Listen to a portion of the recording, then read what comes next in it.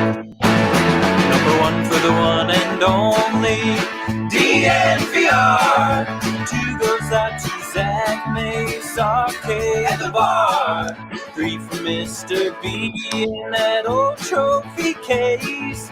Number four, we're still waiting for, well, bring on the chase. Out on the field at Mile High, Broncos win is our desire. Coupled with Breck, Brew and a friend, bleed orange and blue to the bitter end. Come and join us, DNVR. We are DNVR. Welcome into the DNVR Broncos podcast. I'm your host, Zach Stevens, joined by my guys, Ryan Koenigsberg and Andrew Mason. And before we hop into this awesome show, guys, got to tell you about our presenting sponsor, MSU Denver Online. Because over at MSU Denver Online, you get a dynamic education at your fingertips without forcing you to decide between earning a degree and living your life. That's right. You can continue to work, make money, while furthering your education and getting a degree at MSU Denver. And the best thing about MSU Denver is just because you're online doesn't mean it's a different education. You get that same education while continuing to work and live your life. So make sure to check them out over at MSU Denver Online. My boys, what's going on, my friends? Just having a much better morning than Max McCaffrey. You're not, do we have to keep the clipboards away from him? Got a nice pair of breathable loose pants. Haven't thrown any clipboards at anyone. Morning's going great. So Ryan, for the people that don't know this story, as I didn't until you told me, what happened with Mr. McCaffrey? First of all, I literally live for these types of stories. Like these types of stories make me so happy. This is why I get out of bed every morning hoping a story like this comes across. And basically what happened was during the UNC game, of course, Max McCaffrey, the offensive coordinator for Ed McCaffrey at UNC, the Dylan McCaffrey, another McCaffrey son, the quarterback, threw an interception. Max was pissed on the sidelines, broke his clipboard. Then, I believe it was a Montana State fan, that's who they were playing, from the crowd, tosses out the, most basic, simple, lighthearted heckle you can imagine. It's like, maybe you should be less worried about that clipboard and more worried about how tiny your pants are. And then Max McCaffrey proceeded to try to throw the broken clipboard at the heckler. Actually didn't hit him, hit someone else, and now the university has apologized. And wow, so anger and bad aim. I mean, you can't. That's a bad combo. Wow, I don't want to roast the McCaffreys too much. I was going to say, like, it must run in the family, not being able to aim the football. I mean, the interception right after it, but, I just, and maybe that's why Ed wasn't a quarterback. Right, and Max also wasn't either, I don't believe. Yeah, exactly. Well, one thing, no one will ever be able to heckle me for too tight of pants. I cannot stand tight pants. I got to have some room to breathe. I don't even think they make pants small enough that they could be tight on you. Kid size, maybe? They do. And then maybe you're just trying to show off a little bit. You go one size too small. We have the medium shirts, perhaps. Some guys like to wear the medium pants, basically. So yeah, I think there is such a thing as too tight. I prefer to have ballroom pants on all the time. That's good stuff. It's a new thing. Like the youths are dunking on the middle-aged people because I guess tight jeans are out now. Good. Amen. As they should be. My favorite pants from Lululemon, they're called ABC pants, stands for anti-ball crushing pants. Good. That's good stuff. Take care of your balls. Shout out Manscaped. Yes, exactly. Shout out Manscaped. And guys, we are officially on to the Pittsburgh Steelers week, and we talked yesterday just about how big this game is for the Broncos. So how do they come away with a win despite being on the road? Pittsburgh Steelers 1-3 coming into this game. We talked about how this is a winnable game, but it's tough. So Whiteboard Wednesday. Let's hop into the whiteboard and break down the keys to victory for the Broncos today. And guys, it's going to start for me with tackle, not touch. And of course, what I'm talking about is Ben Roethlisberger. When you get to him, take him down, wrap his arms up so he can't throw the ball. He may be the most difficult guy to tackle, and it's the complete opposite of Lamar Jackson. Lamar Jackson's hard to tackle because he's so elusive. Ben Roethlisberger is the opposite of Lamar Jackson. He's just so tough to tackle because he is huge and he doesn't go down. And what did we find out last week playing the Ravens is that if this secondary is given too much time, then they can be exposed. Lamar Jackson can throw for 300 yards when he just has all the time in the world to throw the ball. So it's going to be key that they don't give, this pass rush doesn't give Ben Roethlisberger time to break out of tackles and let this secondary break down. I think it's a great point. I feel like we've never just like fully appreciated what an absolute unit Ben Roethlisberger is. Like, it's not normal for someone of that stature to be playing quarterback. Speaking of Manscaped, I don't know. I feel like we just haven't talked about it. Like, it looks so weird if you actually like stop. Like, you've seen it so many times now that it just looks normal, but it's actually so unnatural that someone that huge plays quarterback. It's really true. And just how even now, being an older guy, how just tough he is to tackle. Well, the other thing, I mean, with Roethlisberger, it's never come down to having foot speed. It's about having quick feet and feel. And that's the thing. You can't coach that into a guy. And even as he's gotten on in years, and believe it or not, guys, this is year 18. I mean, Peyton Manning's last year was year in the NFL as a player was year 18. And yet he still has that same kind of preternatural feel to step up, step back, step to the side a little bit, buy time. And Pittsburgh, to their credit, has always done a great job finding receivers who are really good when they break off their routes and when Roethlisberger buys time. And that's the huge challenge for the defensive backfield, is knowing that you have to plaster. You've got to cover these guys for 6 seconds sometimes, because Ben can still find that time. Yeah, exactly. So that's just one of the keys. Let's dive into our second key of the game, which is no easy buckets. Yeah, and I submitted this one. It's one of the issues I had with the way the Broncos played defense last week, and it's something that comes up, often in critiques of Vic Fangio's defense. A lot of times that bend don't break style will just allow for easy completions. And when you're going up against Zach Wilson, when you're going up against Trevor Lawrence as a rookie, when you're going up against Daniel Jones even, you can sometimes get away with that. Either they miss the open guy in terms of not finding him on the field, or they'll sail it over their hands or whatever. I think that happened a couple times with Trevor Lawrence. But Big Ben is a shell of his former self. But he is going to be able to read the field, and he's going to be able to deliver the ball to open guys.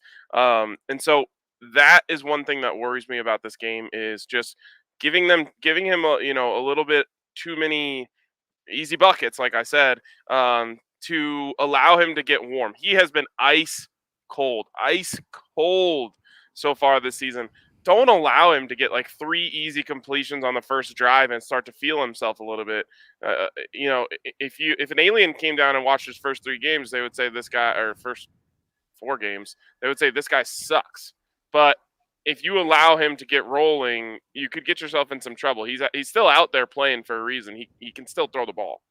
Yeah, he absolutely can. And Ryan, those crossing routes, especially with the type of receivers the Steelers have, they can turn those in from, catching it 5 yards down the field. They can turn that into 20-yard gains, and all you need is 1 or 2 of those to get in field goal range. So I completely agree with that. And really quick, let's hit a super chat coming in from our guy Greg. He says, excited to see Strnad play a lot of man on Harris and or Ebron. Also really scared with our quarterback situation against a great run defense. Opinions? Yeah, I mean, you definitely have to be worried about the quarterbacks, but I think if Teddy plays, there's nothing to worry about, in my opinion. He doesn't necessarily need this week of practice to, figure out the offense or whatever it is. If Drew plays, I've said it multiple times this week, I'll be worried. Yeah, and so far, it's all positive news on the Teddy Bridgewater front. He has to go through the concussion protocol still. One snag can hold him out, but everything so far is trending in the right direction, so love to see that, and thanks for that, Greg. All right, let's get to our third key of the game here, and it is make Pittsburgh one-dimensional. Mace? Yeah, and this is something that has been part and parcel of why they have struggled since late last season. They had that 11-game winning streak to start the season, and then they've won two games since then. And one of the interesting aspects of this in this time is that in that span, they have not had a 100-yard rushing game as a team. We're back on the 100-yard rushing thing, right? Because, of course, that was the storyline coming out of the Baltimore game for the Ravens. But they drafted Najee Harris. They haven't become more effective, and part of that is frankly because this offensive line for the Steelers, this is not the typical Pittsburgh offensive line. They've declined in a big way very gradually since Mike Munchak moved on to the Denver Broncos. So it's a key, but it's something that is sort of happening naturally. The Steelers, they're trying to run the ball. It's not really effective. Basically, what they're doing is they're still getting Najee Harris the ball, but they're realizing because it can't come up the gut, they have to get him the ball in the passing game, and he's I believe their leader in terms of receptions right now. So make sure that you kind of keep them on this one-dimensional pattern where they're pass, because since the start of last year, when they don't hit 100 rushing yards, they're only a 500 team. When they hit 100 rushing yards, they haven't lost. Yeah, and actually, this goes into my next one, Mace, and also is the magic number this week. So I'm not going to blow it, but I'm going Najee Harris. I tried to pull a little pun out there. He just like you said, Mace. They are going to make Najee part of the game plan, but if you're the Broncos, make sure that it's part of the air attack because that has not been successful for them. Look, 2 games ago, Najee had 19 targets. Yeah. That is insane. 14 catches, 102 receiving yards. They only put up 10 points in that game despite their running back going off in the pass game. Guys, he had the same amount of catches as he did carries, which is insane. And if that's the formula that the Steelers want to take, play into it all game. But just as Ryan said about those short crossers, make sure that someone is always on Najee because he's someone that can take a swing route and he can take it for 30 yards. Make sure that you never leave him open and make sure that those easy passes aren't there. They can complete 14 passes to him, but hold him to 2 yards a catch and you're totally fine. And it ties into what Mace said. Make them one-dimensional because they are so bad when Ben Roethlisberger has to throw the ball and the game is exclusively on him. This isn't giving up the magic number, and I'm not going to do it on this pod, but in the past, Ben Roethlisberger has thrown between 400 and 500 yards in his career 9 times. Guess what the Steelers' record is? 1-8. Yeah. 2-7. Beautiful. Yeah. 1-8. I had to guess something different, right? Yeah. Yeah. I mean, Mace, you were right there too. Yeah. But how just crazy is that? You think, wow, if Ben's gonna go for 400, we're definitely gonna lose. No, that's not the case at all. You lose. So make them one-dimensional, and you'll win. I'm not sure that makes him all that unique compared to a lot of other quarterbacks, especially when you're including games from the 2000s up to about 2012. You know what I'm saying? Because usually, that was still in the era where if you passed a heck of a lot and you had that audacious yardage total, it meant that it wasn't a good game. I remember Jake Plummer's biggest game, which was when Ben Roethlisberger was a rookie. The Broncos lost because the Falcons put up 40+ on them. So it actually makes sense. But the interesting thing, Zach, and I'm sure you've probably looked this up, is how many of those 400-yard games have come, say, in the last 5 years. Right. Yeah. Right. Yeah. And a lot. But Mace, just to your point, though, to just say that that's not necessarily true is Peyton was 11-3 when he threw for 400 yards. And the only reason I looked Peyton up was just to see that was the first guy that came to my mind. So it is just striking how different Ben is. But I totally know what you mean. When you pass a lot, it's probably because you're down and you need to rack up yards. But the other thing, real quick, is you mentioned Najee Harris and how you don't want him to get receptions. It's okay if he catches the ball. You got to make sure you limit the yards after the catch. That's the thing. If he gets the ball, great. Make sure that he's catching it on a swing pass and he's only getting a couple of yards after the catch, which is maybe just getting back to the line of scrimmage or a little bit beyond. So he's probably going to get his receptions. Just make sure you limit the yak. Yeah, and I'll just say this, that shell coverage that Vic Fangio likes to call a lot is susceptible to leaving the running backs, if not open in the flats, in one-on-ones in the flats. And that's kind of what the Steelers want, especially with the way that their offense is working right now. Them getting, Najee Harris one-on-one with a corner in the flat is not the worst thing for them. They expect him to be able to break that tackle, make a move, and get 6-7 yards out of it. And again, when the way that the Broncos oftentimes like to do things can leave them susceptible to that. So I'm a little worried about how they're going to use Najee, and if the Broncos are going to, send someone with him or expect that there's going to be a way to corral him once he gets over there. Yeah, it's a great point. All right, let's get to another key on the whiteboard for the Broncos to beat the Steelers. Keep a clean pocket. Yeah, and I think this is probably more key if Teddy does not heal as hoped, as expected, going through the post-concussion protocol, and Drew Lock has to go in there, because last year we know about Drew Lock's 20.6.2 passer rating when he was pressured, and we saw kind of some of the same issues in terms of diagnosing pressure, feeling it, and then being accurate under pressure last week from Drew Lock. So especially if he's in there, but also if Bridgewater is in there, you don't want him taking that many hits. You don't want him under duress quite a bit. Hopefully the Broncos will be in better shape. We're going to get into Dalton Risner and his recovery in the second segment here, but hopefully there's good news on that front. But you don't want Tate to be hit. You don't want him hurt. And if it's Drew Lock out there, you just don't want him under pressure, because that's where he doesn't flourish. So you've got to make sure you're keeping TJ Watt out of the face of Broncos quarterback, whoever he may be.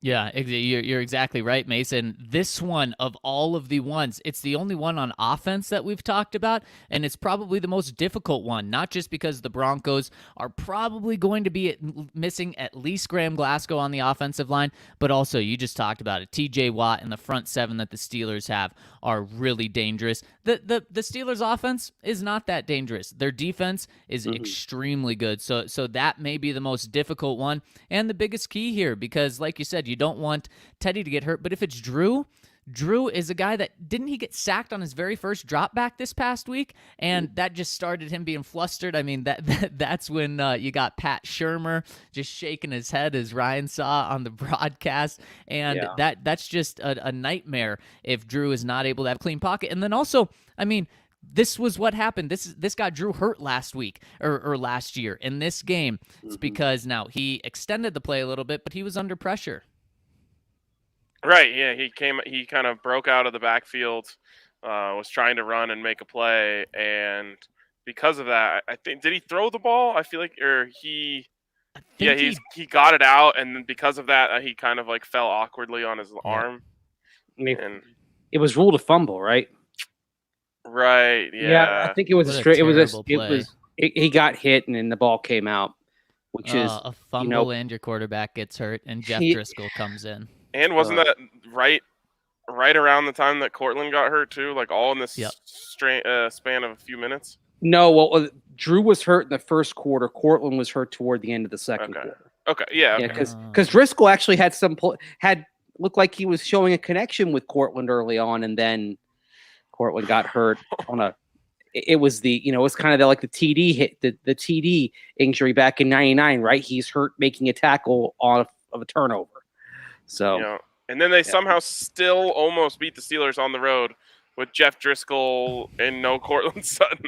Well, remember Noah Fant played well in that game, and the Steelers had Devin Bush matched up on him, and Fant won that one-on-one matchup. So given the success Fant had against Bush, I'm not sure the Steelers go in that direction again schematically on the defensive side. That's a good point. If they do, exploit it. That would be something for PTTSBRGH to for their whiteboard. Yeah, I don't think that's how the formula works for coming up with the city names. I think you don't think that's how we'll do it. No. I think it's good. Probably something like PGH, right, or something like that. I don't know. We'll just have to stay tuned. It's got to be 4. Yeah, stay tuned. Or PTGH. And guys, I think Mace, like you said, Mace, we've got an interview with Dalton Risner coming up, and he's got some very encouraging news to help that Broncos offensive line. But before we dive into that, got to tell you guys about our friends over at Mint Mobile, and you hear it every single day on TV, through the airwaves. You see signs. Look at this incredible cell phone service. It's going to cost you, it's going to be so cheap. And there's a little asterisk next to it, which says it's going to be so cheap for the first couple months or the first year, and then they're going to absolutely kill you by just spiking everything and charging you so many fees. Over at Mint Mobile, they don't do that. The price you see, which is an introductory $15 a month, that gets you unlimited talk, unlimited text, and that starts you off with the data plan. You can increase your data going from there, but it's still really, really cheap compared to every other cell phone service. The catch is, there is no catch with Mint Mobile.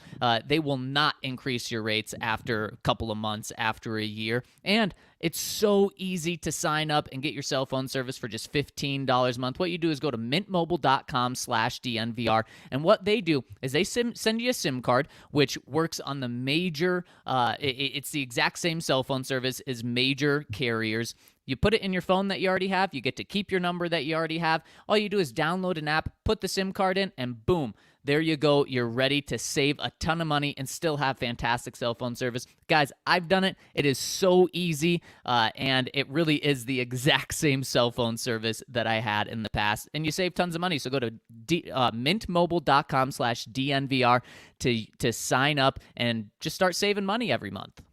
Yeah, also want to remind you that we have a bar at DNVR. We have the DNVR bar down there on Colfax in York. And we talk a lot about it for games, speaking of, come through this Sunday. But I just want to remind you guys, you can come any day. We open at 3 o'clock. And I would say, and I feel very confident in saying this, the food is good enough to come at any time. You will leave satisfied, even if you come tonight and watch some wild card baseball on the TVs. Have yourself a member-sized beer where you get 22 ounces of beer for the price of 16 if you're a DNVR member. Get yourself a Bronco burger. I had that yesterday. Hatch green chili cheese, cream cheese, a onion ring, a little drizzle of barbecue sauce on the burger. Of course, that Hassel Cattle Wagyu beef. You'll enjoy it. You'll have a good time. Always a great vibe down there at the bar. So come check us out, and of course become a DNVR member so you get that extra large beer. Really quick, when we were hanging out with Illinois Bronco after the live pod, he said I had to have the burger and the club sandwich because they were both so good. And he said you guys were right that you have to go with the club sandwich. The club sandwich, best sandwich I've ever had outside of a sandwich place. 100%, and it even competes with those, in my opinion. Yep. There are a lot of sandwich places. Tell me it's better than a lot of sandwich places, though. Let's make that clear. True. I'm true. I love sub sandwiches. Okay. So I've got them. Maybe best non-sub sandwich I've ever had. There we go. I can agree with that. All right, and also want to tell you about Ball sponsoring us right now across the DNVR network. That is Ball, as in Ball Arena, as in the aerospace technology company, and as in the world's largest aluminum can and packaging manufacturer. I've got a Ball can right here. They made over 101 billion cans in 2020, and they need to make more. They need production technicians to make even more aluminum cans. So they're adding line capacity to their 400-person plant over in Golden because the demand for sustainable aluminum beverage cans is greater than ever. And you know what? Aluminum, like you can see behind my koozie here if you're watching this show, is a highly sustainable material. 75% of all aluminum ever produced on the face of the earth is still in use Aluminum is infinitely recyclable. That's why Ball thinks it is the material of the future. And that's why they're looking for more people to work at their plant in Golden and make more aluminum cans. So check out #WorkAtBall online, and to apply for a position at their aluminum can plant in Golden, text Golden to 77222 or go to jobs.ball.com and search for Golden. That's jobs.ball.com and search for Golden, or text Golden to 77222. And if you join them, you can be unstoppable at Ball. Well, guys, I had the pleasure of talking to Dalton Risner yesterday and want you guys to hear the full conversation we had. And I mean, I didn't think I could fall more in love with Dalton as a person, and it certainly happened on this interview. So I hope you enjoy it. Let's get to that interview right now. So happy to be joined by Dalton Risner, Broncos guard, the founder of Risner Up Foundation, and Colorado native. Dalton, how are you doing today? I'm doing great. Thank you so much for having me. Thank you for joining us. And Dalton, you do great things in the community, and you've partnered with the American Cancer Society as an ambassador. And as we know, in October, the NFL has launched their Crucial Catch to Intercept Cancer campaign. And what does the Crucial Catch campaign mean to you, and why was it important to join? Man, first off, working with the American Cancer Society has been such a blessing for me, such a great opportunity. I'm given this platform while being in the NFL to be able to have a lot of eyes on me and to see the good that I do in the world. And it's amazing to be able to partner with such a great organization that wants to do the exact same thing. So I'd be remiss if I didn't say that. But the NFL's Crucial Catch initiative supports ACS's, which is American Cancer Society Change Program, and that stands for Community Health Advocates Implementing Nationwide Grants for Empowerment and Equity. I tell you what, from working with them, I've seen this firsthand, whether that's giving away coats, whether that's giving away bicycles. They just do great work, man. The program promotes health equity and addresses cancer-related disparities in underserved communities, and it's impacted over 900,000 people with life-saving resources. I could probably go on, but that's what they do, and that's how important it is. Well, and Dalton, one of the things that you've done is you've been boots on the ground and maybe cowboy boots on the ground, and you've really interacted with people, not just on these grand things, but one-on-one. In fact, when you were at Kansas State, you connected with a family whose son was battling leukemia. How impactful was it for you to get so close with a family and a child who was going through this? Well, like, American Cancer Society's mission, that's the same thing I was doing while I was at Kansas State. So I feel like that's why it's been so big for me, is because I found a program or organization that had the same views as me and wanted to do the same thing. So dating all the way back to my time at Kansas State, I wanted to become involved and be a role model and a mentor to a young man, to a family. And I came across Caden Hampton and his whole family.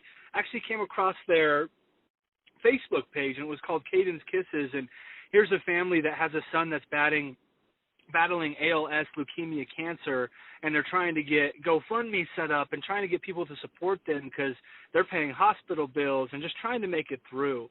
And the coolest part was when I asked to be a part of their family and to be a part of their lives, really, as a mentor and a role model and just as a strong male presence, they wanted to interview me. You would have thought back then that they'd say, oh, a big Division I football player, of course we want you to be a part of our family. But there's such a tight family that they wanted to make sure I had the right intentions, and I wanted to be involved, and I wasn't going to just leave Caden. And I always remember we went to Golden Corral, and I had probably $115 in my bank account because college, we didn't get paid like these boys do now. We had our stipends every month, but, that paid for everything else. So I ended up paying for their dinner. It was like $80. I was very thankful I got to pay for it and had enough money to do so. But the interview went great, and that just built such a strong relationship for me and Caden ever since. I remember promising to him before I left that wasn't going to be the last time that he saw me after I got drafted to the Broncos, and we've upheld that. We do a Risner Up tour with my foundation every single year, and we make sure to go see Caden. I just bought him pizza for all of his friends for his birthday party that he had a couple weeks ago. So that relationship that we built and being able to help his family fight that battle with cancer and watch Caden go into remission, there were some pretty extraordinary things that happened throughout that story, and I'm extremely grateful for. Man, that is just incredible, Dalton. And, I mean, you mentioned that you were doing this back at Kansas State, but when did you get your sense of purpose for giving back, and how? Identity is something that a lot of football players struggle with because we're used to everyone wanting our autographs and people loving us on social media and playing in front of thousands of people. And what you learn as you go throughout your careers, everyone's not going to love you all the time. You're under a huge microscope. And I learned pretty quickly that I wanted to have an identity outside of the game of football because I knew that football wasn't going to last forever. And I still battle with it today. I still battle with those feelings of football is going to end and who is Dalton Risner going to be. And that's when I just found my joy for impacting people's lives, something that made me feel bigger than the game of football and something that made me feel proud that I could use this platform of football to make impacts that would last a lifetime. Because you have this platform for only a certain amount of time and every football player has no idea how long they'll have it. So for me, I just kind of made that switch in college. I kind of found out who Dalton Risner was. I saw the ability I had with the platform I had to make actual impacts and to change people's lives.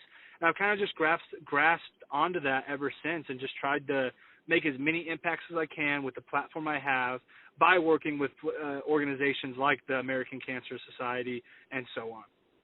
Well, Dalton, I mean, coming from a Colorado native like myself and the DNVR community who really embraces everything, you certainly make everyone proud to be a Colorado native. But I do have a few football questions for you. And first is how are you feeling? Yesterday Vic Fangio said you'll probably be back this week. Do you think you'll be able to make it? I'll be back, man. It was everything that people around me could do to keep me from playing last week. I just kind of had to make a decision to be smart. I've never really been a smart guy when it comes to dealing with injuries. I played 35 games in a row for the Broncos, battled through a lot of injury and pain. But this kind of came to the point in my career where I felt like, and all the professionals around me felt like it was a good chance I could get injured again. And I needed that extra, not just 6 days before I played, but, 13 days before I played again in a full game. And I think it was the right decision. So I'm feeling really good. Have a couple days of practice coming up before we head out to Pittsburgh, and I'm praying that those go well. But I should be able to play like Vic Fangio said. That's my goal. Yeah, and what was that like? Because like you said, Dalton, you haven't missed a game in your NFL career. What was that like, and was that decided Sunday morning? It was decided Friday after practice, at least I think. I think they wanted to see how I felt Saturday, and I'm always going to be the guy that wants to play. I'm always going to tell people I'm ready. Unless you break my bone or do something to where I can't walk or can't use my hands, whatever it may be, I'm always going to feel like I'm ready to play. But when you have professionals at your facility, especially in the medical world, tell you that their advice is to not play, that they think you could hurt it worse or even just re-injure it the same way and be out for another 4 weeks or end up doing something really bad and having to get surgery, it's kind of hard to go against that.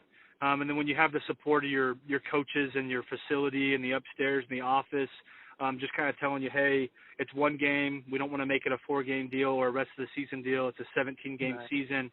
You just kind of have to listen to that. So that's what I did. I felt like I made the grown-up decision. It was painful not to play, but now I'm excited to get on the road and go kick some butt this weekend. Yeah, were you on the sidelines for the game? And just take us through how tough that was to sit out for an NFL game. It was extremely hard, I mean, being a guy that's played 35 games in a row and takes a lot of pride in being an NFL football player and being a Denver Bronco, it's hard to watch. But I was as in tune to the game as I could be. I talked about all my notes I took throughout the week with the rookie that was going to play in my spot. I watched the game. I had every single play. I had the headset on. I addressed things that I saw with the guys. And I got to just have a new perspective to the game and just watch my teammates go out and do their things. So as you can imagine, I was very locked into what we were doing. Yeah, and Dalton, my final one for you, and I really appreciate the time. How do you and the offense bounce back from the Ravens game going into Pittsburgh this week? Just like every team does. Carolina Panthers were 3-0. They lost to the Cowboys. The Ravens lost one really tough game. I think they ended up losing to the Raiders in overtime, and they bounced back the next week, and I think they beat the Chiefs the next week and then came and beat us. It's the same thing. Football is a game of adversity. How are you going to react? How are you going to react to the adversity that you're dealt? And, we had a lot of injuries. That's not an excuse. Our quarterback went out. Those are things that happen with the game of football. They're not excuses, because everyone we have on our football team, like Vic Fangio said, we're good enough to win. So we know that we fell short. Best thing we can do is accept the loss for what it was, get better from it, and move forward and make sure that we fight through adversity this week to beat the Steelers. Dalton, I really appreciate it. Thanks so much for your time. God bless you, man. Go Broncos. For everyone out there, thanks again for listening. We really appreciate it. And if you don't know anything about the American Cancer Society, make sure that you go check out what they're doing and check out the fight that they're doing against cancer, because it's really, really, really special. And I'm honestly honored to be a part of the organization and very honored to be ambassador for them. Right on, Dalton. Thanks so much. And we got to get you down to our DNVR bar, where people would just love to see you, since you represent Colorado so well. Hey, we'll make it happen, man. Dalton, thank you so much for your time.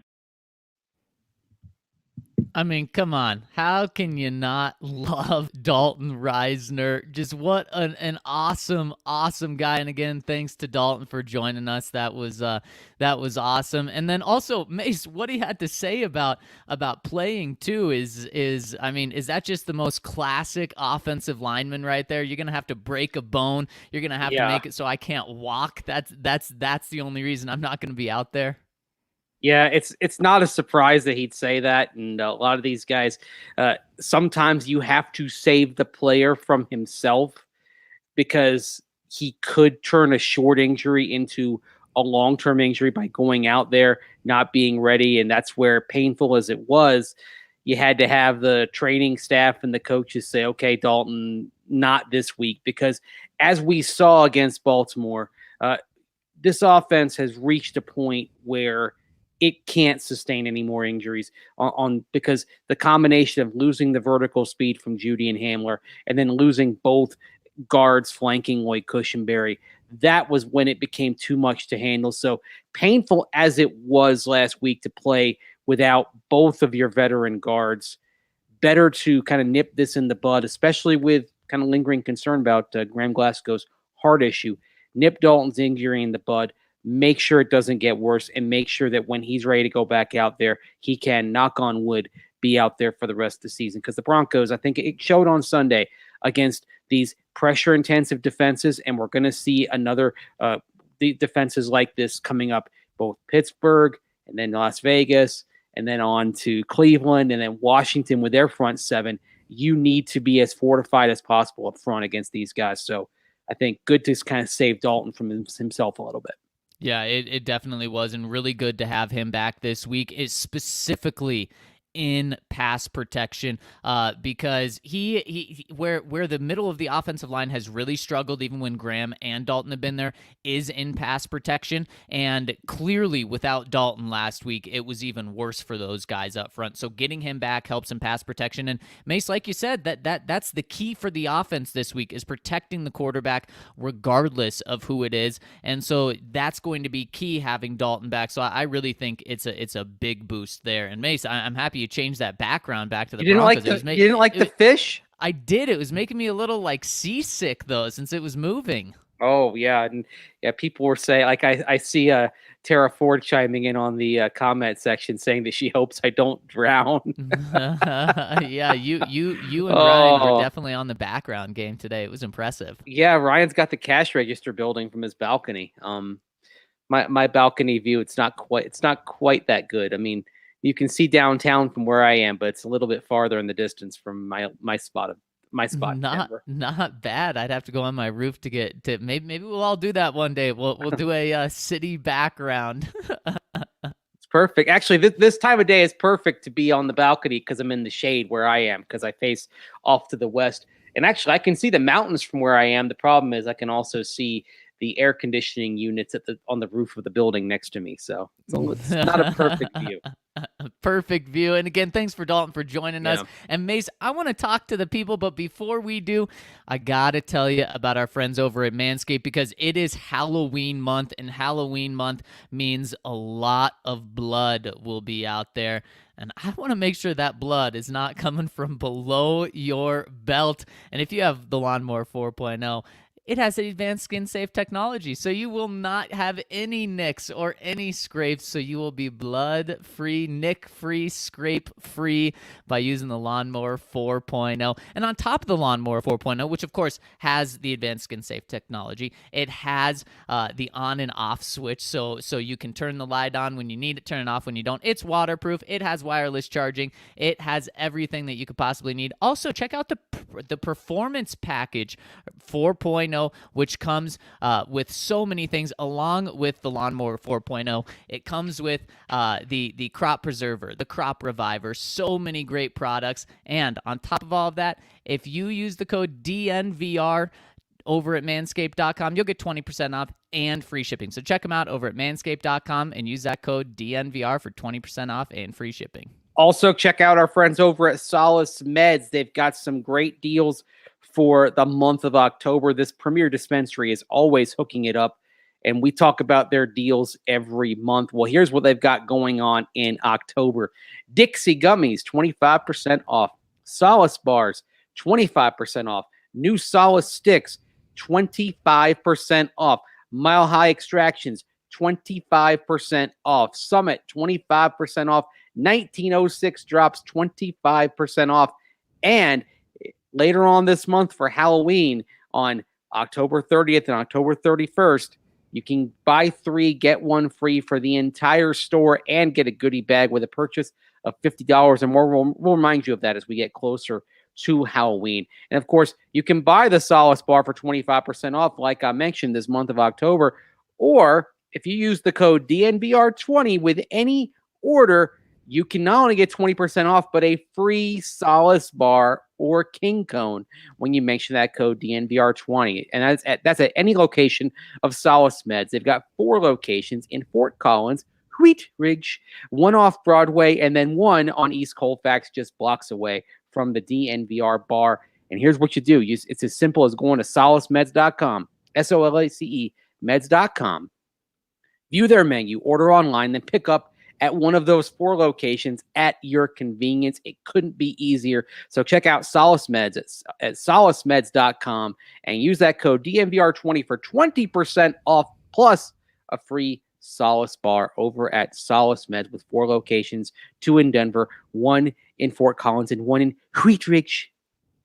Also, you got to make sure to check out our friends over at Strava Craft Coffee. I have a cup of Joe right now, and Strava Craft Coffee is not only delicious coffee, but it packs that CBD punch, which can help relieve aches, pains, headaches, migraines, anything that's going on. A lot of people also say it helps get rid of the coffee jitters. You can have as much coffee as you want without feeling those jitters, or even if you feel the jitters after 1 cup, it can help eliminate that. And I've also got a great 2-in-1 punch for you. If you use the code DNVR25, you'll get 25% off your first purchase of Strava Craft Coffee at 25% off. It'll show up straight to your door at that 25%.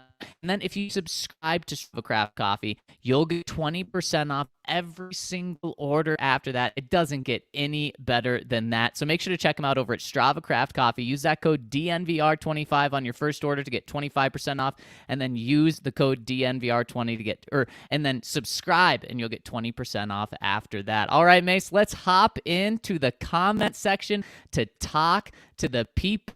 And do you have that first one pulled up for us, Mace? I do, and it actually I did. Hang on here, because I had it in the other window. Okay, here we go. It's from Jock, who says, "Boys, let's get real. Vic will not be the coach of the 2022 Broncos. Give me your way too early coaching candidates that you'd like to see the Broncos hire. Love you all. Cheers." Well, I think someone that's going to be considered by every team that's looking for a head coach. Oh my gosh, why is he slipping my name? The former Eagles head coach, Doug Peterson. He's going to be on everyone's radar. And Mace, why he makes a lot of sense? He's a veteran guy, which you have. When was the last time you had a veteran coach with experience? It was Gary Kubiak in and then 2015. John Fox before that.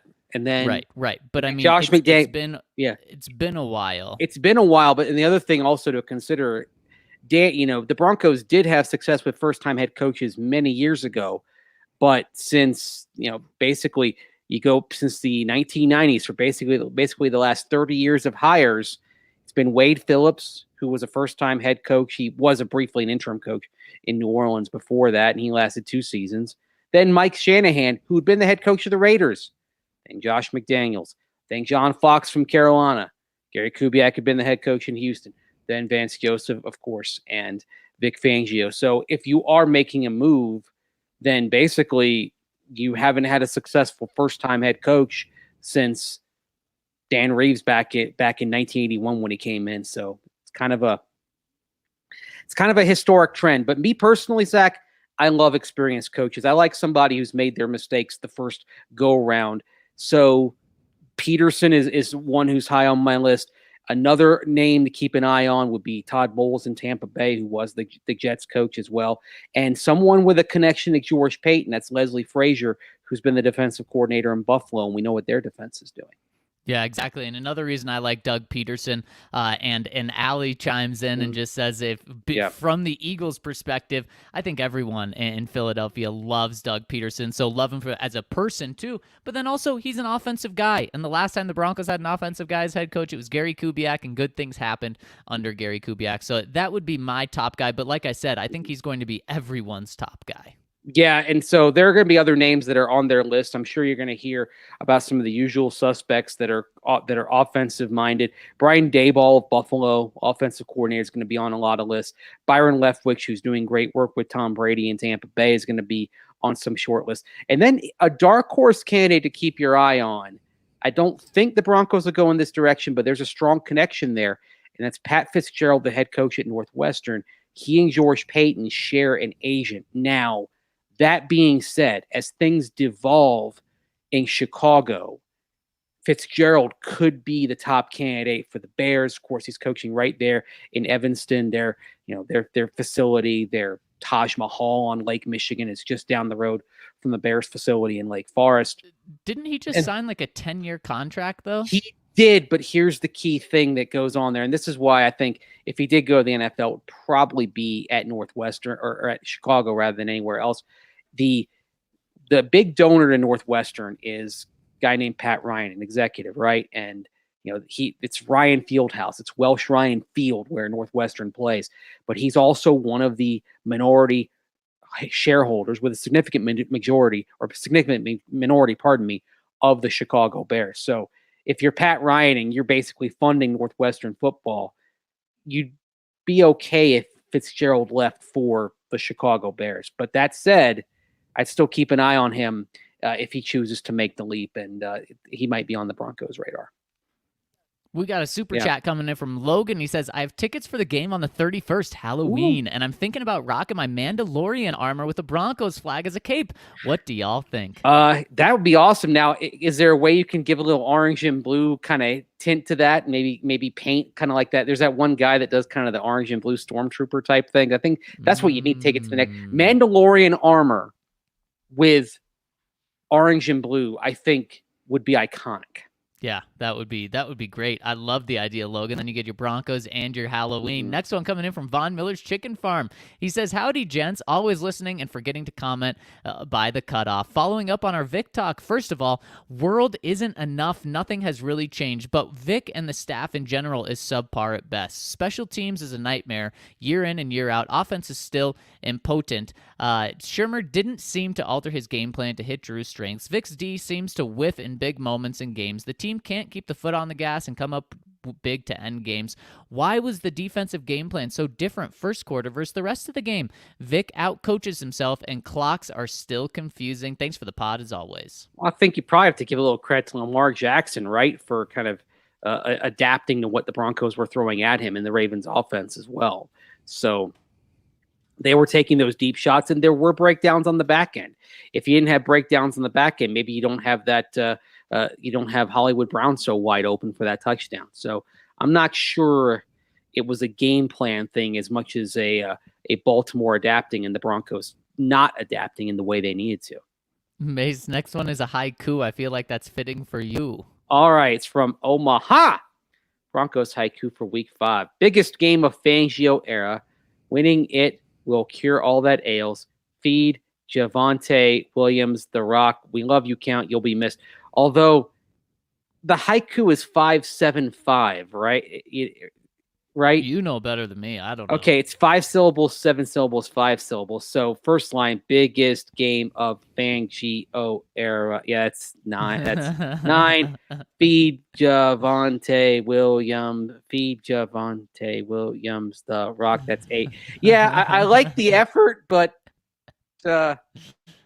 Well, you did a haiku just as I would. Now, feed Williams the Rock. Yeah, got it. Right. Well, something that I definitely agree about is with Omaha is the count. You will be missed. We love you. Next one from Fangio Schmangio. Boys, seems like Vic. I'm not even going to read that one. New coach next year drafts his quarterback. If you could only choose one elite quarterback trait, which would it be? Arm strength, rushing / improvising, field processing, and play IQ? Put me down for a smart quarterback who can diagnose the defense quickly and make the right throws. Well, Fangio Schmangio, this is a conversation that we had many times throughout the offseason, and mine. That's why I love Mac Jones so much, is because the mental side of the game is the most important thing in my mind, and that's why Mac Jones was, my number 1 or my number 2. Yeah, that's fair. And for me, it's a 1 and 1A: field processing, play IQ, and then rushing and improvising. I mean, raw arm strength, raw arm talent kind of comes in last. So I want to see the quick processor, but I also want to see things kind of that happen off script, the ability to make plays when things are breaking down, sort of kind of the Aaron Rodgers thing, if you're looking for the best case scenario. Exactly. Wow, we have another super chat coming in from Carry On. Says, yo, first time commenting, but I've been an avid listener for a long time. Listening makes work fly by, and you provide the best discussions and content surrounding my beloved home teams. Thanks, and keep up the killer work. Go Donkeys. Well, thank you, Carry On, for chiming in. Love to hear that, and I'm so glad that you're able to watch it work. Yeah, that's awesome. Appreciate you riding with us, Carleon, and thanks again for the super chat. We love hearing from everybody, of course, and but that kind of makes our day. So thanks for checking in, and thanks for letting us help your work day fly by. That really means a lot to all of us. It does. True Champ Fan 24. My peoples, I just want to chime in on a couple of things. One, no matter how this year turns out, no matter the record, we need to make some coaching changes. Vic just isn't the guy.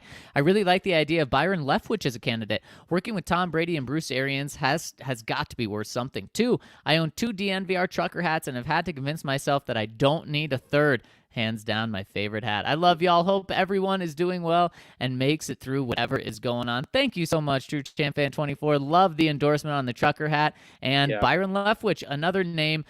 He's a guy that wouldn't be experienced that you'd be bringing in. But man, if you're looking at guys that don't have experience, he would also be atop my list. Exactly. Now, the thing that comes in with Leftwich in Tampa Bay is there a long-term plan for him to succeed Bruce Arians? And if that's the case, maybe he just chooses to hang out with the Buccaneers and stay in that role until, assuming it when Bruce Arians retires at some point. That's the thing that could kind of prevent him from going anywhere. And if Leftwich doesn't go anywhere after this season, I imagine that there's sort of an agreement that he'd be the next head coach of the Buccaneers. That's a really good point. Melbourne Broncos says, hi, guys. I've looked ahead to week 9, and worst case scenario, see the Broncos 4-5 with our only win against Washington. I see Fangio still safe. Then 3 wins to finish the year, 7-10, missing the playoffs, and Vic McMahon and Shermer gone. Do you think after week 9, George Payton is making calls inquiring about Rodgers at quarterback and coaches like Doug Peterson, or does he wait? Ooh, I think he certainly waits after week 9. I don't think anything is happening then. But especially with Rodgers. Right. But that being said, when you mention Peterson, and I agree, like if you did make a change, given his experience, given his offensive background, he's probably going to be the one that would be the first choice, but he'll be the first choice for multiple teams. Let's make that clear. But he's a free agent, right? So if you know that you are moving on from your head coach, why wouldn't you do so right away and not wait for the end of the season? Like, let's just go for a bad scenario here, all right? Uh-oh. Let's say that the Broncos they get to the bye 4-6, and then they lose to the Chargers immediately out of the bye, and they're 4-7. I mean, they could go on a winning streak, but basically it's almost certainly done. You know you're moving on from Vic. If you've made that decision, Why not do it right then and there so you can start the process and really maybe kind of be the first one in on Doug Peterson?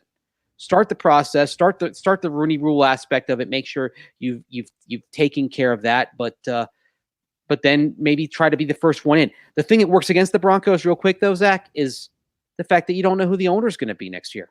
Mm-hmm. Yep. And that's what's going to be very weird is you're not going to go know the owner. And Mace, let's get to one more question here from C. Fillmore 72. He says, gentlemen, greetings from Broncos country, UK branch. Spare passing thought for the European fans over the next 2 weekends. Love having some live NFL football 100 miles away from my home. No complaints there.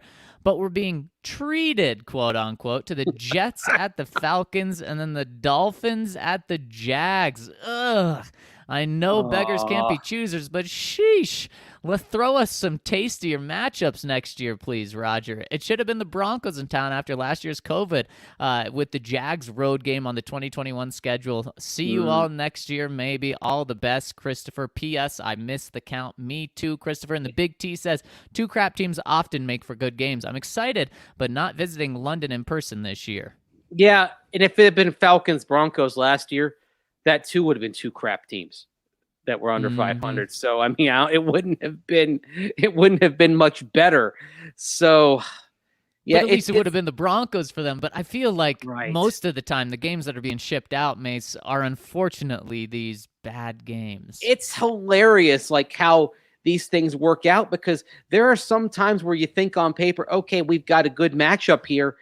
And then both teams turn out to be duds. And it just happens time after time after time for these London games that they've managed to, just for bad luck and other reasons, never get a really good match. And yet you look up in the stands every time and it's packed every time. Yep. So there's no incentive for the NFL to put better games out there. It's why we're stuck with bad games on Thanksgiving, right? Because because the networks know people are watching football on Thanksgiving, whether it's 2 great teams or 2 lousy teams. So we're over a barrel. Let's put good games on Sunday and force people to tune into those, since we know we're getting the ratings on Thanksgiving. Right. And that's the way it kind of works with London. But it's at some point you're going to get a cracker. What? Do we have good games this Thanksgiving? That's a good question. All I know is the Denver Broncos do not play on Thanksgiving. Yeah, and I was sort of hoping that the Cowboys game was going to be on Thanksgiving. Okay, here's what we got. We got Bears-Lions. That sucks. Yep. We have Raiders-Cowboys. That, I'll use this term again because we're talking about London. That should be a cracker of a matchup. And then I didn't know cracker meant good. Yeah, and then you have it should. That's what I mean. And then Buffalo and New Orleans, and that really depends on where New Orleans goes after that upset loss at home to the Giants. Yeah, interesting. Okay. Not the worst slate, but I always miss the morning one, so that's totally fine for me to miss the Bears and Lions. We're always at Broncos. Yep.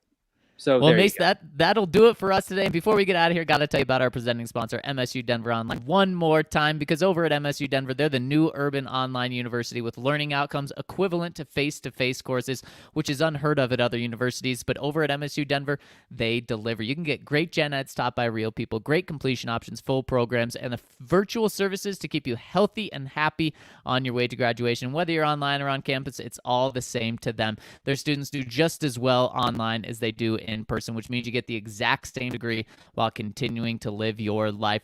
And Mace, that'll do it for us today. If we didn't get to your comment, please just drop it in today's podcast and we'll get to it tomorrow. But I really appreciate every single one of you rolling with us today. A big shout out to Dalton Risner for joining us on the show today, and a big shout out to Mace and RK for joining me on the show as well. Thank you all so much. Have a terrific hump day, and we'll talk to you tomorrow to give you our final predictions.